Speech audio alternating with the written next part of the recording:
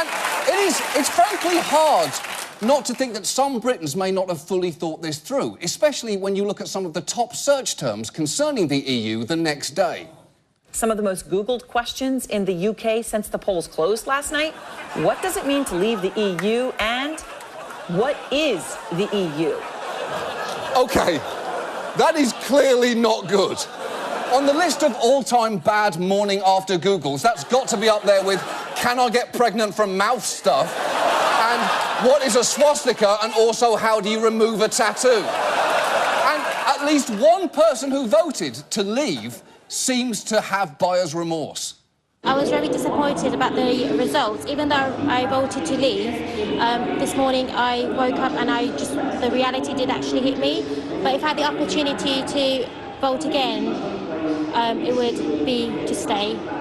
Well, you're actually in luck, because it turns out, incredibly, there is going to be another vote coming up. And it's happening 1 week from... Of course there isn't! That was the fucking vote! It wasn't a practice round! That was it! And as if all this couldn't get any worse, as the full impact of what Britain had just done was sinking in, Donald Trump turned up in Scotland to promote his fucking golf course. And when he was asked about whether he, the presumptive Republican nominee, had any thoughts on the seismic events unfolding in Europe, this was his response. I think it's going to end up being a great thing. And the beautiful, beautiful, beautiful thing is your people have taken the country back. And there's something very, very nice about that.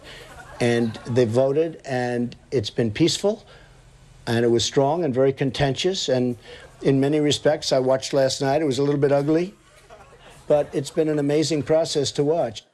He just said absolutely nothing. Because, let me explain. First, he said a Brexit will end up being great, which it very likely won't. Then he said the word beautiful 3 times.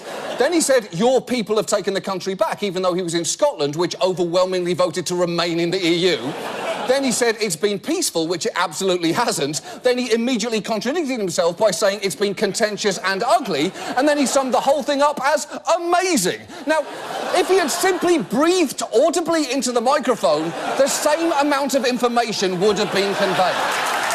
And the thing is, later that day, he found a way to make this whole thing about himself, tweeting, "Many people are equating Brexit and what is going on in Great Britain with what is happening in the US. People want their country back." And you might think, well, that is not going to happen to us in America. We're not going to listen to some ridiculously haired buffoon peddling lies and nativism in the hopes of riding a protest vote into power. Well, let Britain tell you, it can happen, and when it does, there are no fucking do-overs.